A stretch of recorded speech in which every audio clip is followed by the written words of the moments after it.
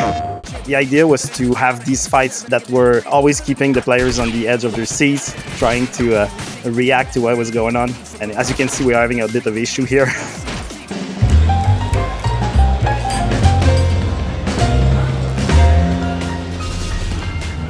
Hello everybody, welcome back to another episode of PlayStation Underground. You got Tim here. We are so excited to be checking out Teenage Mutant Ninja Turtles Shredder's Revenge, and we're joined by two guests from Tribute Games.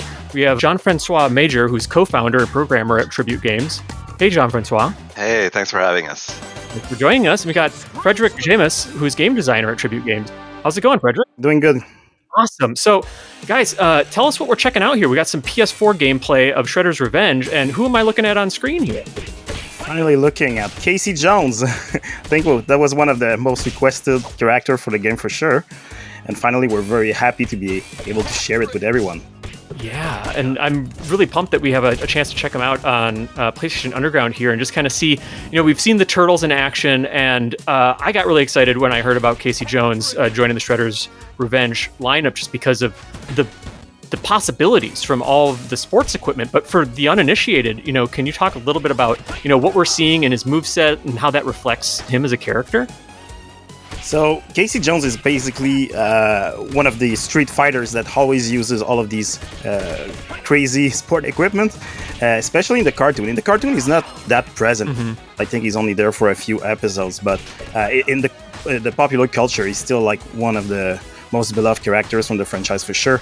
And we really wanted to just bring what makes that character pretty unique, and just having like this goon of a character that can just jumps in the fight, and he uses all of these sport equipments for the fight, like hockey sticks, golf clubs and such.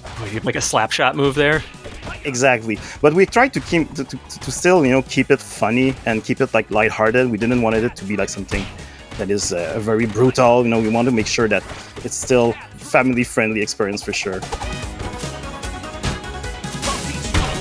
I love the detail of the different helmets. Did he put on a golf hat when he swung a golf club, and then was it a baseball hat when he was sliding right there?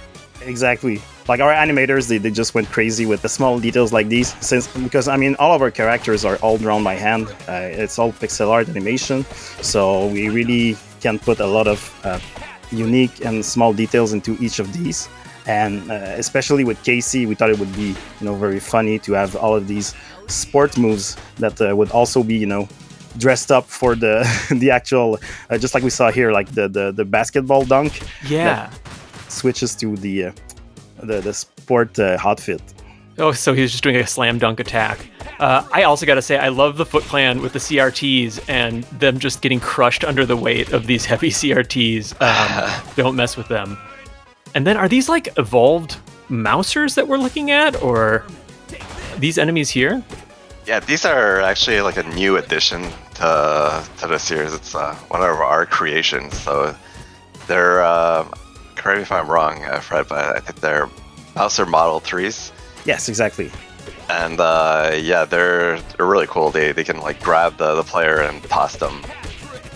That's awesome. I love those guys. That's a teleported back in time. I had, playing with the toys that wind up and walk, and just seeing the Tribute Games take on a different model of them is so fun. Oh, here we go. So is this one of his special moves? So these are the power pizzas. So basically it's for a limited time, you have this crazy whirlwind move that you can perform and just plow through enemies for a short duration of time.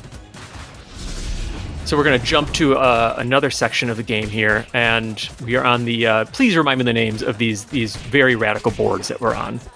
The Cheapskates.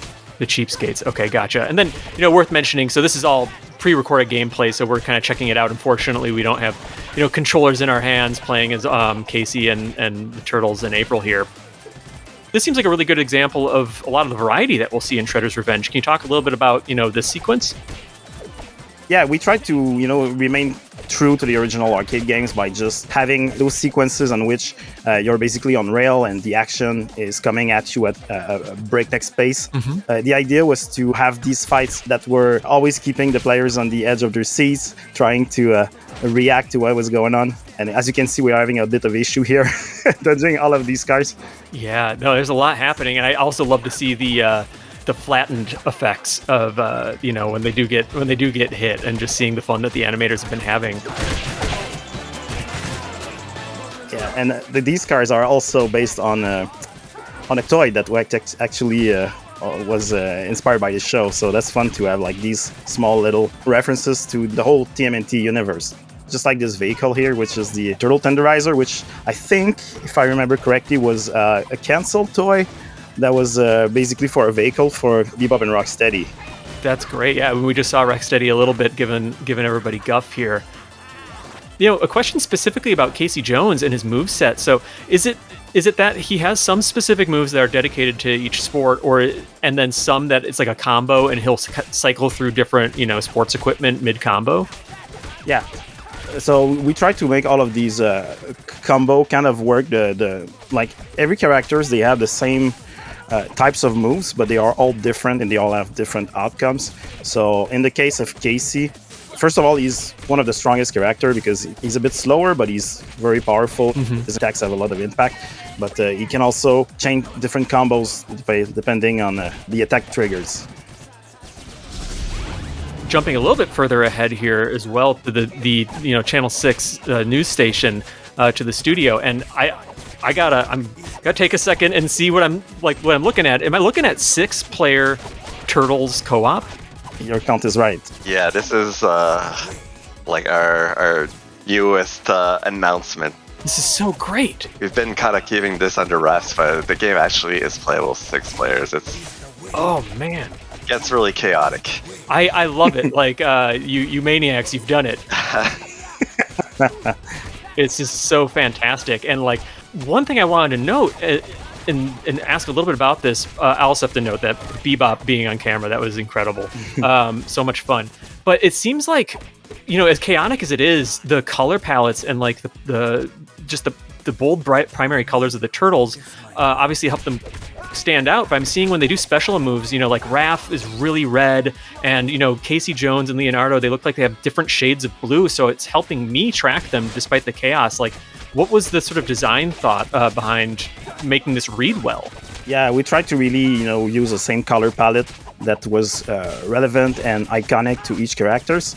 So, of course, the 4 turtles, they all have their own colors. The special effects and all the visuals are have this color imbued into it. So it's really rewarding because when you pull out a special move like this in the middle of 6 players versus a bunch of Foot Clans, you don't want it to get lost. So yeah, we really wanted to make sure that it was like a rewarding experience by having the small paws, all of the colors, and also the voiceovers when we can hear it.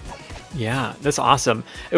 Was there any specific challenges with implementing 6-player co-op into this kind of old school? I guess there were 6-player arcade games back in the day, like beat 'em ups. But for your purposes, were there any challenges with implementing this?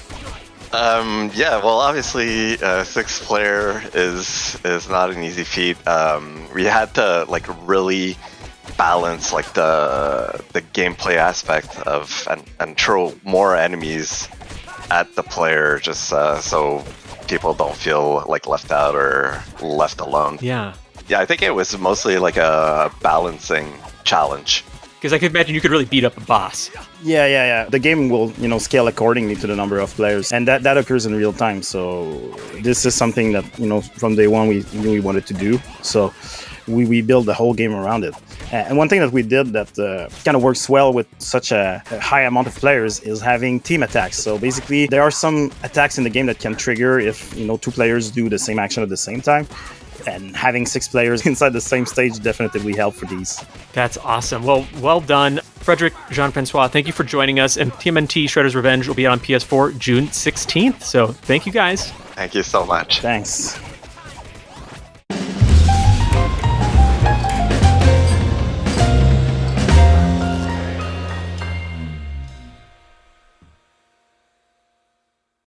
PlayStation